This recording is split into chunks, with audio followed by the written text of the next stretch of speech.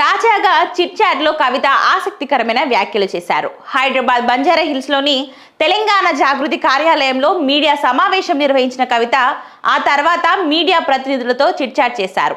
ఈ సందర్భంగా పలు విషయాలు వెల్లడించారు. కొత్త పార్టీ ఏర్పాటు చేసేందుకు కొన్ని ముహూర్తాలు చేస్తున్నామని, 3 నెలల్లో పార్టీ ఏర్పాటుకు ప్రక్రియ పూర్తి అయ్యే అవకాశాలున్నాయని తెలిపారు. అయితే తెలంగాణ రాజకీయాల్లో విమర్శలు హద్దు దాటి తీవ్ర స్థాయికి చేరుకుంటున్నాయని కవిత పేర్కొన్నారు.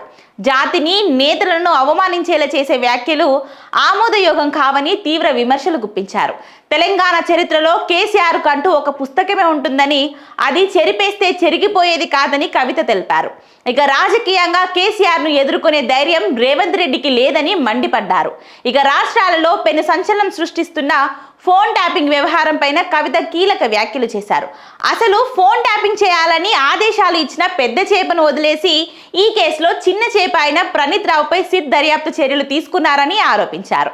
ఫోన్ ట్యాపింగ్ కేసులో సిట్ దర్యాప్తు తర్వాత నిందితుడిగా ఉన్న డీఎస్పీ ప్రణీత్ రావును రేవంత్ రెడ్డి ప్రభుత్వం సిఐగా డిమోట్ చేసినట్లు గుర్తు చేశారు.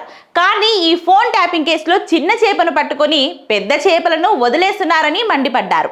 ఈ కేసును టీవీ సీరియల్ లాగా సాగదీస్తున్నారని అన్నారు కవిత.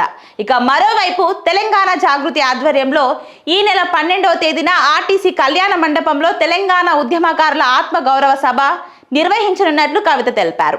ఈ కార్యక్రమానికి తెలంగాణ అమరవీరుల కుటుంబాలు, ఉద్యమకారులు, ఇక తెలంగాణ వాదులు భారీగా హాజరు కావాలని పిలుపునిచ్చారు.